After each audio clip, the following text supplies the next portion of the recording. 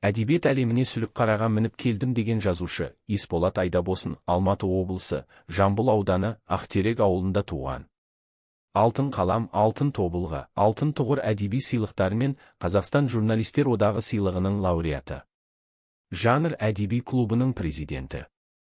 Абай атындағы Қазақ ұлттық педагогикалық университеті мен Қытай газ университетінде білім алған. Шаһар, НТК, Жетісу, Қазақстан ұлттық телеарналарында жұмыс жасады. Есболат Айдабосын сүлік қара, қызыл сақа, Тибет аруы, қасқыр ішік, ит тірлік кітаптарының авторы.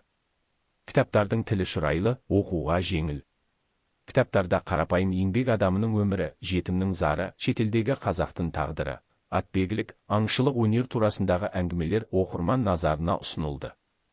Мысалы, Қызыл сақа әңгімесінде асық ойынының ережесімен қоса ауылдың тыныс тіршілігі суреттелсе, сүлік қарада қазақтың атбегілік өнері, асау үйретіп, тайға шапқан балаларды көреміз.